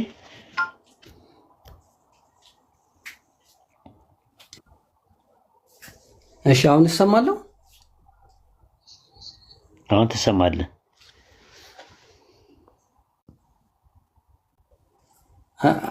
አይ ብዙ ጊዜ ስትሉ ተሰምቷል። ያው ቶራ ስትሉ እናንተ ተውራት ምንለው ቶራን ነው። ያ ማለት ለሙሴ የተሰጠው አንድ መጽሐፍ ነው እንጂ ይሄ ኦሪት ዘፍጥረት እስከ ዘዳግም ድረስ ያሉትን ወይም ከዛ በኋላ ያሉትን ፔንታትዩክ እነሱን አይደለም አይደል? ከጊዜ በኋላ ነው የተጻፉት። ምክንያት አለን እሱ የምንልበት ጥናታችን ላይ እንደሚያመለክተው ማለት ነው። ለምትመለከተው 36 ሳሂህ ቡኻሪ 36-35 ላይ እሰማለሁ። ይዘገያል መሰለኝ። ትሰማለህ? ሳሂህ ቡኻሪ 36-35 ላይ አይሁዶች ወደ ነብዩ መጡና ከኛ ዘንድ ያሉ ከራሳቸው ማለት ነው ወንድና ሴት ዝሙት ሰርተዋል ብሎ ሲነግሯቸው ቶራሃችሁ ምን ይላል ብሎ ይጠይቋቸዋል። ቶራህ ምን ይላል ብሎ ሲጠይቋቸው መጽሐፉን አንጥተው ከፈቱላቸውና በድንጋይ በተወግሮ ይገደል የሚለውን ለመደበቅ ሞከሩ። ግን አሁን የኔ ጥያቄ ስላልሆነ የዛ ሰዓት ይዞት የመጡት ቶራህ ምንድን ነው? ኦሪጂናሉ አይደለም ወይ? ቶራህ በቫይል መለኮታዊ ቅሪትም ካለው መለኮታዊ ቅሪት እኮ ውስጡ አለው ማለት ተበርዟል ስንል ለምሳሌ እኔ አሁን ወተት አለ እዚህ ጋር አለ ጠረጴዛ ላይ አለብኩና ቁጭ አደረኩኝ። አንተ መጣህና እንትን አልክ፣ ቡና ከተትክበት ምን ይሆናል? ማኪያቶ ይሆናል። ግን የወተትም ጣዕም አለው የቡናም ጣዕም አለው ማኪያቶ ሲባል። ግን ወተቱ የለም እንዴ? ወተት የሚባል ጣዕም የለም? የወተቱ ጣዕም የለም? ወተትም አለ ቡናም አለ። ስለተበረዘ ነው ራሱ ማለት ነው እንጂ መጀመሪያ የነበረው የት ገባ ተብለህ ብትጠየቅ መልስ ምንድን ነው? ተበርዟል አይደል የምትለው? አይ ቶራህ ብለው አጸደቁላቸው እኮ አይደል? ቶራህ እዛ ያለው ነገር መለኮታዊ ቅሪት አለ እኮ። ቶራችሁ ምን ይለዋል ያሉበት ምክንያት እዛ ላይ የውግራት ነገር መለኮታዊ ቅሪት ሆኖ እዛ ላይ ስላለ ነው እንጂ አጠቃላይ እነሱ የያዙትን ቶራ አጠቃላይ ነው ማለት አይደለም። አጠቃላይ አጸደቁ ማለት አይደለም ራሱ። ምክንያቱም ቁርአን ላይ ብዙ ቨርሶች አሉ፣ የቁርአን ማስረጃዎች አሉ እንደተበረዙ የሚያሳዩ እንጂ ቶራ የሚባለው ወይም ደግሞ ተውራት የሚባለው ነገር መለኮታዊ ቅሪት ውስጡ አለው። እናምናለን እኛ እንደዛ ማለት ነው። አንተ ሩቅ ሳትሄድ እኮ ክርስቲያኖችም እንደዛ ነው ብለው የሚያምኑት ቴክስቹዋል ክሪቲሲዝም ሳይንስ ላይ ስትመለከተው ማለት ነው አይደል? እንደዛ አይደል? ፔንታተች የተዘጋጀው መቼ ነው? ፔንታተች መቼ ነው የተዘጋጀው? ቆይቷል ማለት ከምንጮቹ ከእንትን አይደል? የነበረው እንደዛ ነው አይደል? ፔንታተች ተለያዩበት ነው የሚለው ቁርአን ላይ። ልንገርህ ከፔንታተች በፊት ያሉ ነገሮች አሉ። ራሱ ፔንታቶቹ በኋላ ላይ ነው የመጡት። እንደውም ቁርአን ሱረቱ ሁድ ምዕራፍ 11 ቁጥር 110 ላይ ሙሳን መጽሐፍን በእርግጥ ሰጠ ነው በእርሱም ተለያዩበት ይላል። ሱረቱ ፉሲላት ምዕራፍ 40 ቁጥር 45 ላይ እንደዛ ነው። ሙሳ መጽሐፍን በእርግጥ ሰጠ ነው በእርሱ ተለያዩበት ይላል። የተለያዩት መቼ ነው የጀመሩት? የእስራኤል ልጆች ከ950 ጀምሮ እስከ 500 በለው ገለልተኛ 4 ሰነዶች አሉ። ታስታውሳቸዋለህ? እነሱ ዶክሜንተሪ ሃይፖቴሲስ የሚባል JADP ታስታውሳቸዋለህ? ጀርመን ውስጥ የአዌት ሶርስ የሚባሉ እሱ ማለት ነው ጥናት ማለት እሱ ነገር አሁን አለ ራሱ ኤሎይስ ሶርስ አለ፣ ዲትሮሜኒስ ሶርስ አለ፣ ፕሪስቲስ ሶርስ አለ ማለት ነው። ከነዚህ ከአራቱ ነው ምንጮች በኋላ ላይ የመጡ ነገሮች። አላህ በቁርአን ውስጥ በሱረቱ አናም ምዕራፍ 6 ቁጥር 91 ላይ ያንን ብርሃንና ለሰዎች መሪ ሆኖ ሙሳ ያመጣው መጽሐፍ ክፍልፍሎች የምታደርጉ ስትሆኑ ማን አወረደው? የወደዳችሁትን ትገልጻላችሁ፣ ብዙውን ትደብቃላችሁ፣ እናንተም አባቶቻችሁም ያላወቃችሁትን ተማራችሁ እያለ አላህ ይናገራል ማለት ነው። ስለዚህ ያንን ክፍልፍሎች ያደረጋችኋል እንደከፋፍሉት አላህ ነገረን። ከዛ ምንም ኮንሴፕት መጣ። ገለልተኛ ከሆኑ ሰነዶች ከአራቱ ምንጮቹ ባለ 5 ባለ 6 ባለ 7 ባለ 8 እና ቶራዎች የሚባሉ ተዘጋጁ። ታውቃቸዋለህ? እነዛ ባለ 5 ባለ 6 ባለ 8 የሚባሉ አይደለም። ፔንታተች ፔንታተች የኢያሱ መጽሐፍም ሄክሳተች ሄፕታተች ይቀጥላል። ኦክታተችም አለ። ኦክሳተሽም አለ። አዎ ስለዚህ እነሱ አሁን ለምሳሌ እንትን አሁን እንደዛ ብለው አሁን አንዳንዶቹ አሁን ለምሳሌ የኢትዮጵያ ኦርቶዶክስ ቤተክርስቲያን እንደዛ ናት። ራሱ ኤክሳተሽ ናት። ታውቃለህ? ይሄን ባለ 6 ናት። ኦሪት ዘኢየሱስ ነው የሚባለው ራሱ መጽሐፈ ኢያሱ የሚባለው በግዕዙ ኦሪት ዘኢየሱስ ነው የሚለው። ኦሪት ዘኢየሱስ ነው የሚለው። ሙከሚል አንድ ያውጣለት ኦሪት ዘኢየሱስ የሚለው አሳየው። ህዝቡ ይየው አንዴ ሙከሚል ከቻልክ ይሳቅ ወይ ከቻላችሁ ማለት ነው። ግዕዙ ላይ ኦሪት ዘኢየሱስ ነው የሚለው።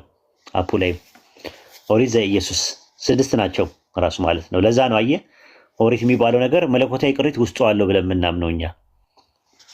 ባለ 6 ባለ እንትን አለ ማለት ነውና ፔንታተች የሚባለው ያው ፔንታቶኮስ ማለት ነው። ፔንቴ ማለት 5 ማለት ነው። ቶኮስ ማለት ደግሞ መጽሐፍ ማለት ነው፣ ጥቅል ማለት ነው። ማናቸው እነዛ ለ5 የከፈሏቸው መጽሐፍቶች በረሺት፣ ሸሙት፣ ቫክራ፣ በዲማርና ዲቫሪም ይባላሉ ማለት ነው። በረሺት ማለት መጀመሪያ ማለት ነው። ሸሙት ያው ስሞች ነው። ቫክራ ማለት መጣራት ነው። ቢድማር ማለት ደግሞ ምድረ በዳ ማለት ነው። ዲቫሪ ማለት ደግሞ መጀመሪያ ማለት ነው። ራሱ እንደዛ ብሎ ነው ያስቀመጡ ማለት ነው። ኤክሳተሽ ደግሞ የሚባሉ አሉ። በረሺት፣ ሸሞት፣ ቫክራ፣ በሚድማር ዲቫሪም እና የሸዋ የሚባሉ አሉ። 6 ናቸው ማለት ነው። ባለ 7ቱ ደግሞ በግሪክ ሰብቱጀንት ላይ ያስቀምጧቸው ናቸው። ጌኔሲስ፣ ኤክሶዶስ፣ ሌቪቲከስ፣ አርትሚ፣ ዴትሮኖሚ ከዛ በኋላ ደግሞ ኤሱስ እና ሶፍቲም የሚባሉ አሉ። ባለ 7 አሉ። ባለ 8 ደግሞ ኦክታተች የሚባሉት ማለት ነው። መጽሐፈ ኦሪት ዘፍጥረት፣ ኦሪት ዘጸአት፣ ኦሪት ዘሌዋውያን፣ ኦሪት ዘኍልቍ፣ ኦሪት ዘዳግም፣ ኦሪት ዘኢየሱስ፣ ኦሪት ዘመሳፍንትና ኦሪት ዘሩት ይባላሉ። እነዚህ ናቸው ያሉት ማለት ነው። ይሄ ነው ያለው ነገር ማለት ነው። እንደዚህ አይነት ነገሮች አሉ።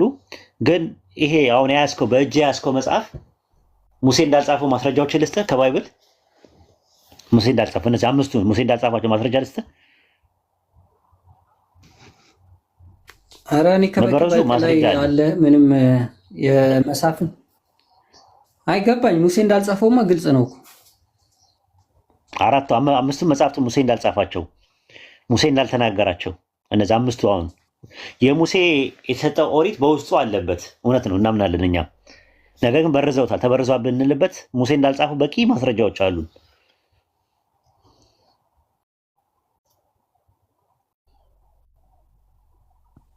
እኔ በረዙ ላይ እኮ የለብኝም ጥርጥር የለብኝም። ያ ሳይሆን ምንድን ነው ሐዲሱ ቶራህ ብሎ እየጠራ ነው እና እናንተ ይለዋል። ለምን አይለውም ብሎ ለመጥራት ቶራ ብለን እኮ አሁን እናንተም ቶራ ብለው መጥራት ትችላላችሁ ማለት ነው። ከኦሪትም ከወንጌልም እንሌለ እንዴ የማቴዎስ ወንጌልን የምናምን እኮ ቁርአኑን እውቅና ያልሰጠው እንጂ እኛ ስንጠቀም ለመግባባት ያክል ኦሪት እያለ ኦሪት ዘፍጥረት፣ ኦሪት ዘጸአት እያልን እኮ እንጠቅሳለን እኛም እኮ። ያ ማለት እናንተ ቶራህን እውቅና ስለማሰጡት ነው አይደል? አሁን ያሉትን ግን ተውራት የሚባለው ነገር እንዳልኩ አሁን ያለው አንድም ቨርስ የሚሆን ሁለትም ፔንታቴች ሳይሆን ውስጡ ያለውን ነገር ተውራ ብለን ልንጠራው እንችላለን። አንድ ቨርስ ወስደን ምናምን ነገር ለምሳሌ እስራኤል እርም ባደረገው ጊዜ ምናምን ነገር ይልና ተውራትን አንጧትና አንብቧት ይላል። ለምሳሌ ስለ ውግራት አንቀጽ በሚናገረው ሲያስፈልግ ራሱ ተውራት እነሱ ዘንድ እያለች እንዴት ያስፈርደዋል ይላል ስለ ውግራት አንቀጽ ሲናገር። ስለዚህ ፓርሻል ፓርቱንም ቁርአን ሪቪል ያደረገው ምክንያቱም ቁርአን የመጣው ፉርቃን ሆኖ ነው የመጣው። ፉርቃን ታውቃለህ? እውነት ከውሸት መለየት ማለት ነው። ምን አድርገው ነው እውነት ከውሸት የለዩት? የሚለየው ስንል ሱረቱ አሊ ኢምራን ምዕራፍ 3 ቁጥር 71 ላይ እናንተ የመጽሐፉ ሰዎች እውነትን በሐሰት ለምን ትቀላቀላላችሁ ይላል። የቀላቀሉትን ነገር ፊልተራውት ያደረገው ቁርአን ነው የሚያስፈልገው ማለት ነው። ሱረቱ ማኢዳ ምዕራፍ 5 ቁጥር 48 ላይ ወደ አንተ ያወረድነው መጽሐፍ በፊት የነበረው መጽሐፍ የሚያረጋግጥና በላዩ ላይ ደግሞ አራሚ ነው ብሎ ነው የሚያስቀምጠው። ሙሃይሚን ኮሬክተር ነው ይለዋል፣ ሱፐርቫይዘር ነው ይለዋል፣ ተጠባባቂ ነው ይለዋል። ሙሰዲቃን ብቻ አይደለም ያረጋግጣል። ራሱ ከአላህ ዘንድ የወረደውን ኮንፈርም ያደርጋል በትክክለኛ የነበረው ማለት ነው። ኮንፈርም ካደረገባቸው መካከል አንድን ቨርስ ቢሆን በውስጡ አንድን ቨርስ ቢሆን እውነት ካለ ያችን ቶራ እንለዋለን ነው። ለምሳሌ ኤግዛምፕል ልስጥህ። ኤግዛምፕል ልስጥ ኮንፈርም ካደረገባቸው ሱረቱል ማኢዳ ምዕራፍ 5 ቁጥር 43 ላይ ያለው ጥቅስ አለ። ለምሳሌ ብትመለከት ሱረቱል ማኢዳ ምዕራፍ 5 ቁጥር 43 ላይ የምታገኘው ማለት ነው። ማን ነው? ቁጥር 45 ላይ በእነርሱ ላይ ይላል አላህ በውስጧ ነፍስን በነፍስ ዓይንን በዓይን አፍንጫን በአፍንጫ ጆሮን በጆሮ ጥርስን በጥርስ ይያዛል፣ ቁስሎችን ማመሳሰል አለባቸው ማለትን ተናገርን ይላል አላህ። ጻፍን ከተብና ቁልና በሚል ነው የመጣው። አሁን ይህን የምታገኘው ኦሪት ዘጸአት ላይ ታገኘዋለህ። ኦሪት ዘጸአት ላይ ዓይን ስለ ዓይን ጥርስ ስለ ጥርስ የሚለው አላህ ብዬ ነበር ይላል። እዛ ውስጥ ኮንፈርም ቁርአን ኮንፈርም ያደርገዋል። ይሄንን ቁርአን ላይ ደግሞ ያልተካተቱ ደግሞ አላህ ብሎት ግን በተውራት ውስጥ ያልተካተቱ ደግሞ ልታገኝ ትችላለህ። ሱረቱል ማኢዳ ምዕራፍ 5 ቁጥር 32 ላይ ለምሳሌ ማለት ነው ምን የሚል አለ? በዚህ ምክንያት በእስራኤል ልጆች ላይ ያለ ነፍስ መግደል በምድር ላይ ማጥፋት ካልሆነ በስተቀር ነፍስን የገደለ ሰው ሁሉ ሰዎች እንደገደለ ሕያው ያደረገን ሰዎችን ሁሉ ሕያው እንዳደረገ ነው ማለትን ጻፍን። ከተብና ቁልና ማለት ነው አልን። አየው ግን ይሄንን አሁን ቶራ ላይ አታገኘውም። ይሄንን ጥቅስ አለ እናንተ ጋር አሁን ቶራ አለ። ይሄንን አሁን ያልኩን አላህ ብለናል እንዲህ ብለን ተናግረናል ይላል። ያንተ ጽሑፍ ላይ ታልሙድ 4 ነው ምናምን የሚል ነገር ላይ እሱ ማለት አሁን ያወጡት ነው ራሱ ያወጡት ማለት ነው እነዚህ ነገሮች አሉ የሚኖሩ ማለት ነው። ኮንፈርም የሚያደርጋቸው ሙሉ ለሙሉ ሐሰት ነው ካለ ነው የማይሆነው። ሙሉ ለሙሉ ሐሰት ነው የሚል ትምህርት የለንም። ሙሉ ለሙሉ እውነት ነው ብለን የለም። የሰው እጅ ገብቶበታል። የአምላክ ቃል ነው፣ መሰረት አለው። ራሱ አስሉ መሰረቱ ምንጩ ከአንድ አምላክ የነበረ ነው። ሪቪል የተደረገ ነው። ግን ሪቪል በተደረገው ነገር ላይ ሰዎች በጊዜ ሂደት ውስጥ የመጨመርና የመቀነስ አደጋ ደርሶበታል ብለን ነው።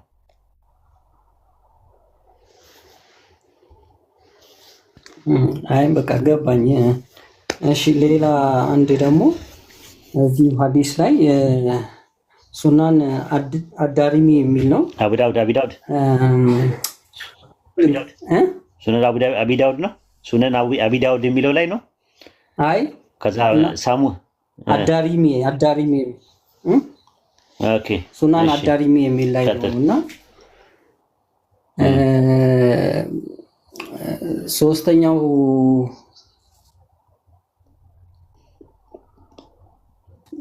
ማነው እንትና ዑመር ከቶራ አንድ ወረቀት ሲያነብ ነብዩ መጥተው ያዩታል።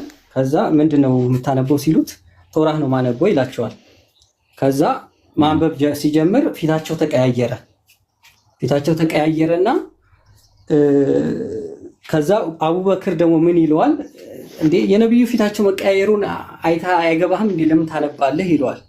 ከዛ ነብዩ ደግሞ ምን ይሉታል? ቶራ ያው ሰዎቹ ራሳቸው ምንድነው የበረዙ ስለሆነ ለምን ታነባለህ? ሙሴ ራሱ በዚህ ዘመን ቢኖር እኔን ከመከተል ሌላ አማራጭ አልነበረም ብለው ጃሚዓ ተርሚዚ ላይ ሁለት ጥያቄ ያለኝ አንደኛው ሁለት ጥያቄ ያለኝ እዚህ ላይ አንደኛው በዑመር ዘመን ቶራ ወደ አረብኛ አልተተረጎመም። ዑመር ደግሞ ሂብሩ አይችልም። ከየት አንተ ነው ያነበበው? አንድ ሁለተኛ ይሄ ነገር እናንተ ላይ አፕላይ አይሆንም ወይ? እናንተ ላይ አፕላይ አይሆንም ወይ ማለት እናንተ አሁን ቶራን አሁን የተበረዘውን አንብባችሁ ለማስተማርም ይሁን ለመገሰጽ ይሄ ዑመር ላይ የተከለከለው ነገር እናንተ ላይ አይሰራም ወይ የሚል ነው።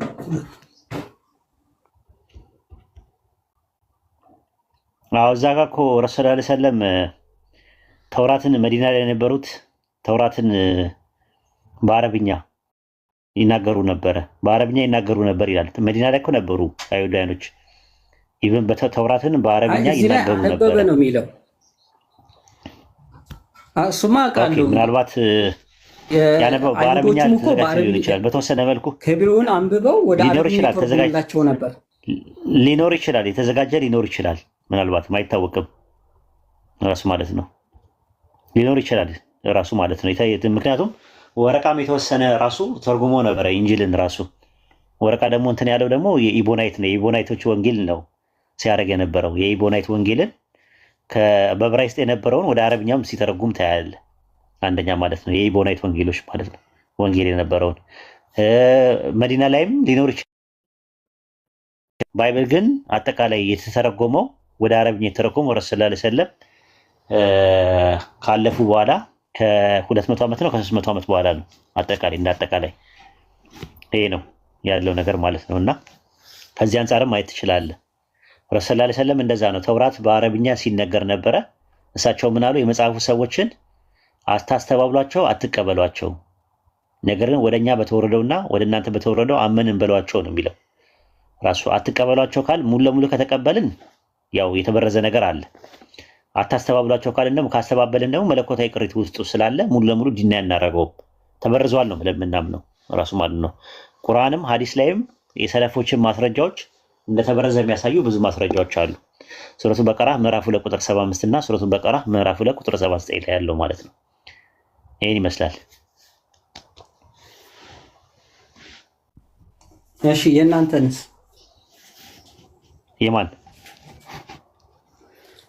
ዑመር ላይ አፕላይ ሆነው እናንተ ላይ አፕላይ አይሆንም ወይ? የተበረዘውን ማንበብ እንዴ እኮ አነበበው አይደለ? ሱፉን እንትን ስላለ እሱ እኮ እንትን ነው መከተል እንዳትከተሉት ነው ያሉት ረሱል ሰለላሁ ዐለይሂ ወሰለም። አንደኛ ነገር እንጂ ባይብልን አትንኩ አታንብቡ የሚባል ነገር የለም በእኛ በትምህርታችን። ዑመር መከተል ነው። ሙሳ አለይሂ ሰላም ቢኖር በዚህ ዘመን እኔን ነው የሚከተለኝ ነው እና ባይብል አሁን አናምንበትም አንከተልም እኮ እኛ ገብቷል። እኛ በባይብል አናምንም አንከተልም። እኛ በተወረደው ነው እመኑ የተባልነው እና ደግሞ ተመሩበትም መመሪያ አድርጋችሁ ያዙም አልተባለም። እኛ መመሪያችን ቁርአንና ሐዲስ ብቻ ነው። አንከተልም። እኛ የቁርአን ተከታዮች ነን። ተከተሉ ብሎ አላህ በቁርአን ያስቀመጠው ቁርአንና ሐዲስን ነው። አይ እኔ ሐዲሱን መንፈሱን ስረዳው ማንበቡ ራሱ አስቆጥቷቸዋል ነብዩን። አሁን እስቲ ያነበቡ ወላሉ ነገር ያለ እውቀት ሆነ አይመከርም። በኢስላም ሊቃውንቶችም እንደዛ ይላሉ። እውቀቱ ከሌለ መጀመሪያ ዲንን ማታክ ከሆነ ባይብልና ሌላ መጽሐፍቶችን ማንበብ አይመከርም። ኢቭን የፍልስፍና መጽሐፍም አይመከርም። መጀመሪያ አንድ ሙስሊም ማወቅ ያለበት የራሱን ዲን ነው። መጀመሪያ በደንብ ማወቅ ያለበት በደንብ የራስን ዲን አውቀ ቁርአንን የራስን አውቀ በደንብ ተረድተ ነው ከዛ በኋላ ሌላ እንትን የምትለው ማለት ነው። ካልሆነ ግን ልትሳሳት ትችላለህ። ወደ ስተት ልትሄድ ትችላለህ። ይህንን ነው ትምህርታችን ላይ ያለው። እሺ በጣም ኮምፓራቲቭ ሪሊጅን ራሱ ሊቃውንቶቻችን እንደዛ ነው የሚናገሩት። አይመከርም። እኛ አጋጣሚ ሆኖ እድላችን ሆኖ ከዛው ከክርስትና ባግራውንዱ ስለመጣን ለእኛ ሲሆን አጋጣሚ ያው ከዛው ስለመጣን ስለነበረ እንጂ ሪኮመንድ የሚደረገው መጀመሪያ ዲናችንን በትክክል የምናውቅ ሰዎች ብንሆን ይመረጣል ተብሎ ነው የሚባለው። በደንብ ዲናችን ማለት ነው መናሃጃችንን አቂዳችንን ዲናችንን በትክክል እንትን ያለ ሰው አይቸገርም። እሺ አመሰግናለሁ ኡስታዝ። አንድ የመጨረሻ ጥያቄ ልጠይቅና ቦታ ልልቀቅላችሁ። እንትን ቁርአን ምንድነው ጂኒዎች በእናንተ እንደ ሰው ፍሪ ዊል ያላቸው በዛ ፍሪ ዊላቸው ደግሞ ሊጠየቁም ሊሸለሙም የሚችሉ ፍጥረታች እንደሆኑ ይታወቃል እና ጂኒዎች የወረደላቸው መጽሐፍ አለ ወይ? እነሱ ምንድነው ለምን መልእክተኛ ሳንልክ የምንቀጣ አይደለንም ይላል እና ለእነሱ የተላከ ነቢይ ማን ነው? አንድ ሁለተኛ ለእነሱ የወረደው መጽሐፍ ማን ነው? ቁርአን ነው እንዳንል ለምሳሌ ብዙ ቦታ ላይ ቁርአን እናንተ ሰዎች ወይ የአዩሃል ናሱን የአዩሃል ናስ ይላልና የአዩሃል ጂኒ ብሎ ሲገስጽ አናይም እና ምንድነው ለእነሱ የወረደው የሚለው ማወቅ ፈልጌ በሱረቱ ዛሪያት ምዕራፍ 51 ቁጥር 56 አምላካችን አላህ ጂኒዎችና ሰዎችን ሊያመልኩኝ እንጂ ለሌላ አልፈጠርኳቸውም አለ። ጂኒዎች እንደ ሰው ወንድና ሴት ሆነው የሚወለዱ የሚዋለዱ የሚኖሩ የሚሞቱ የሚበሉና የሚጠጡ ናቸው። ረሱል ሰለላሁ ዐለይሂ ወሰለም በሐዲስ ላይ ምንድነው ያሉን? በአያልነት ትጠበቃለህ፣ በእውነት የሚመለከው ከአንተ ከማትሞተው ሌላ አምላክ የለም። ጂኒና ሰው ግን ይሞታሉ ብሎ ነው ያስቀመጡት። ጂኒዎች ደግሞ ወንድና ሴትም አለ። ሱነን ኢብኑ ማጃ ላይ ረሱል ሰለላሁ ዐለይሂ ወሰለም ምንድነው ያሉት? ወንድና ሴት እንዳሉ ነግረዋል። ጾታ አላቸው ራሱ ማለት ነው። ጀነትና ጀሃነም ራሱ ለነሱ ተዘጋጅቶላቸዋል።